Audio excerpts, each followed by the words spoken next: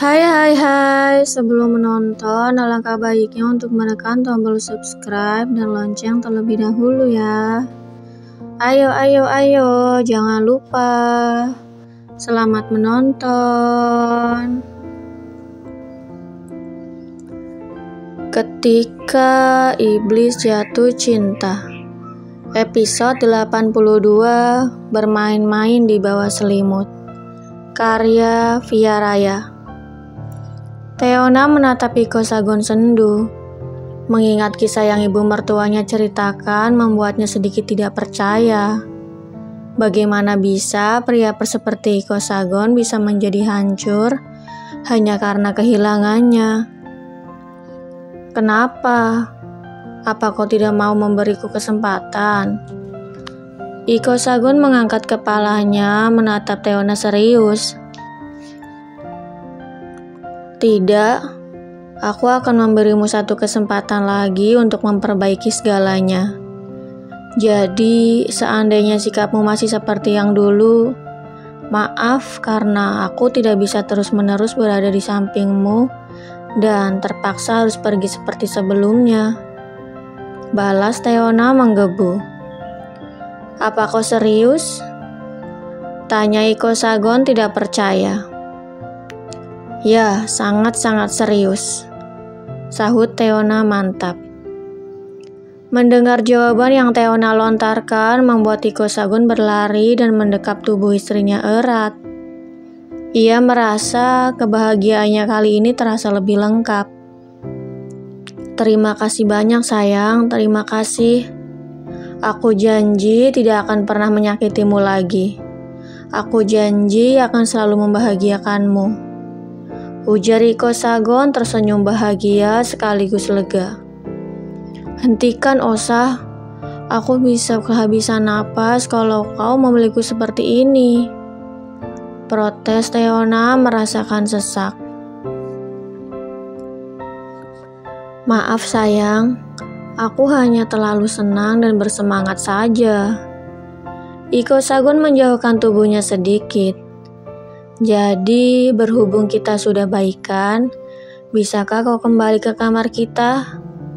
Pinta pria itu. Iya, tapi nanti, sahut Teona singkat. Ya, kenapa nanti? Kenapa tidak malam ini saja? Tanya Iko Sagon merengek. Sudah 6 tahun ia selalu tidur sendiri dan hanya ditemani guling. Kini, di saat ia sudah berbaikan dengan Teona, ia tetap harus tidur sendiri. Sejak dulu, aku dan Alpa selalu tidur bersama. Jadi, aku tidak bisa meninggalkan anak kita tidur sendirian. Setidaknya, aku harus melakukannya secara perlahan, sekalian mengajari Alpa untuk tidur sendiri. Jelas Teona takut Iko Sagon salah paham.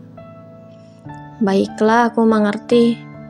Tapi meskipun kau belum kembali tidur di kamar, bisakah kita melakukannya? Iko Sagon melirik malu-malu sambil memainkan kedua jari telunjuknya. Mengingat kejadian 1 minggu yang lalu di mana ia memeluk Teona, membuat Iko Sagon bergerak cepat. Sebisa mungkin ia harus melancarkan aksi yang sebelumnya pernah tertunda.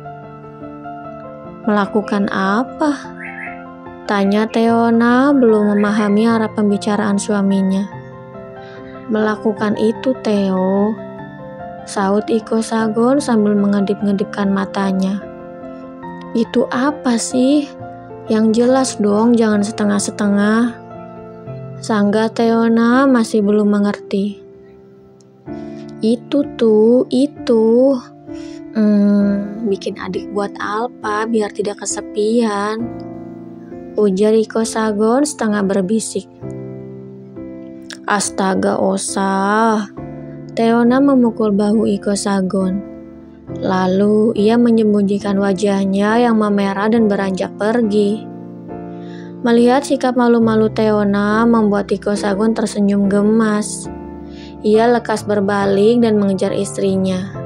Sayangnya, ia tidak bisa menggodanya lagi karena saat ini mereka sedang di ruang bermain di mana ada Alpagon dan Bisudan di sana. "Kenapa kau lari ke sini?" Iko Sagon memeluk Teona sambil berbisik. "Sengaja," balas wanita itu tersenyum nakal. Jika ia lari ke tempat lain, ia yakin Iko Sagon tidak akan melepaskannya begitu saja.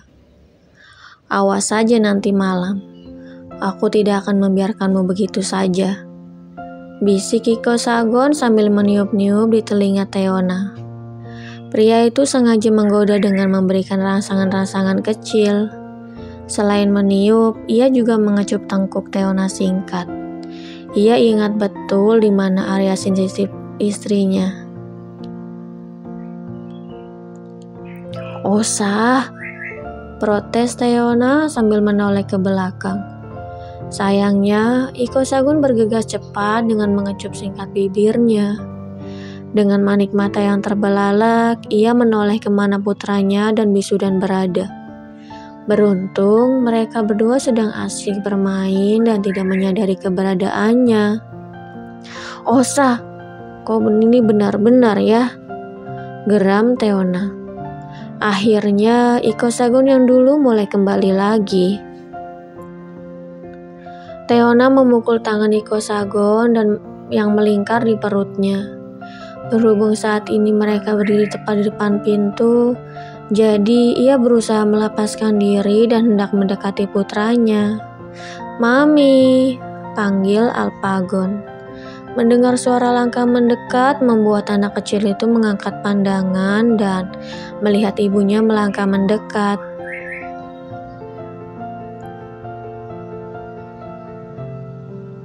"Iya sayang." Tatapan mata Teona beralih pada Bisudan. "Bibi boleh melanjutkan pekerjaan Bibi," kata ibu satu anak itu. "Baik, Non." Wanita itu beranjak bangun dan melangkah ke arah pintu. "Permisi, Tuan," pamit Bisudan sambil menundukkan kepalanya. "Dedi boleh gabung tidak?" izin Iko Sagon. Rasanya sangat membahagiakan menyebut dirinya sebagai ayah pada Alpagon.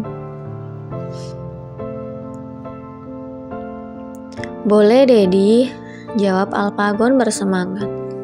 Kini Iko Sagon menemani putranya bermain.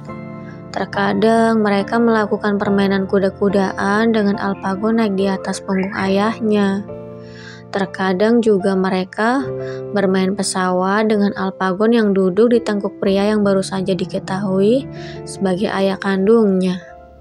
Di sana, Teona hanya bisa menangis terharu melihat betapa bahagia putra dan suaminya.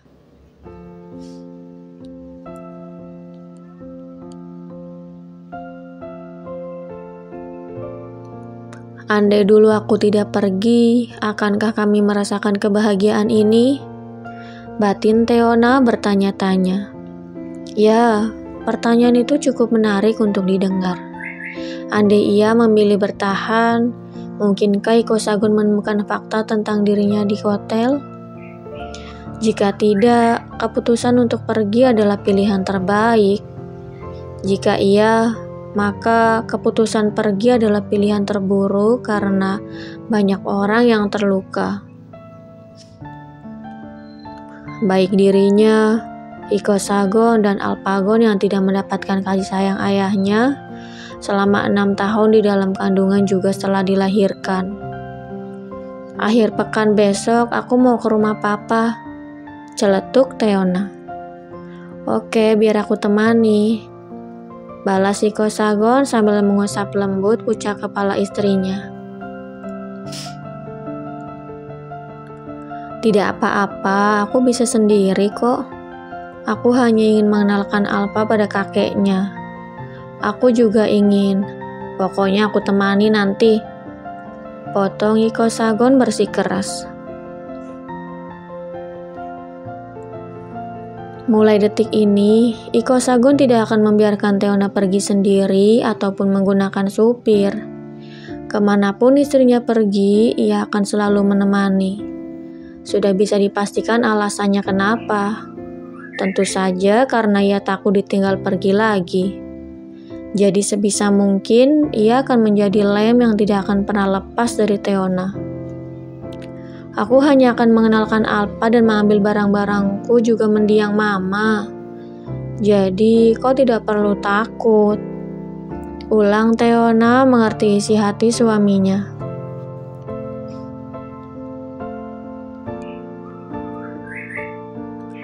Aku tidak peduli kau mau apa di rumah Papa.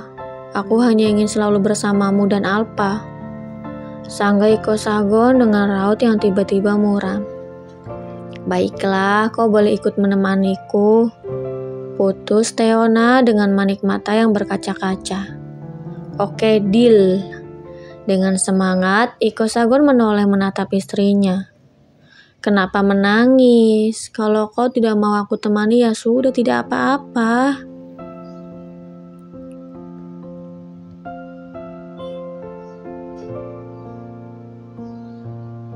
Iko Sagon berpikir bahwa Teona merasa terpaksa mau ia temani. Ia tidak berpikir bahwa Teona menangis karena merasa terharu.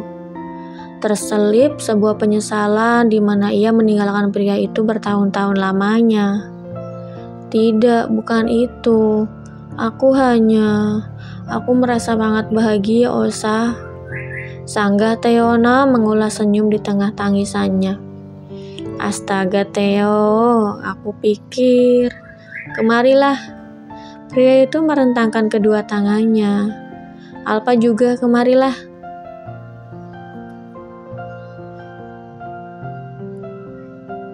Sontak, Teona dan Alpagon masuk ke dalam pelukan Iko Sagon. Mereka saling berpelukan, mencurahkan kasih sayang dan kerinduan satu sama lain.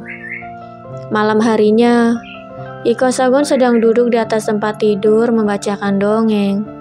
Sedangkan Teona berbaring sambil mengusap-ngusap kepala putranya. Kelopak matanya terlihat mulai turun ke bawah dan perlahan mulai terpejam. Iko Sagon terus saja membacakan cerita dan tidak berhenti sampai lembaran terakhir. Ia tidak tahu bahwa istri dan anaknya sudah terlelap karena begitu menikmati dongeng yang ia bacakan. Tamat, kata Iko Sagon setelah selesai membacakan dongeng.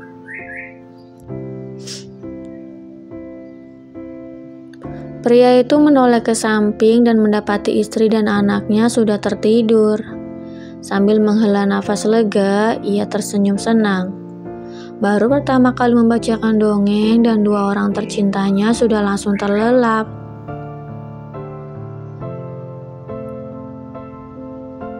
Iko Sagon meletakkan buku di nakas dan bergerak mendekat ke arah istrinya. Sayang, kita ke kamar yuk, bisiknya di telinga Teona. Ia sudah tidak sabar ingin bermain di bawah selimut bersama istrinya.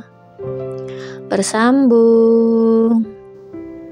Jangan lupa untuk like, komen, share, subscribe, dan tekan tombol lonceng untuk mendapatkan notifikasi episode selanjutnya. Terima kasih.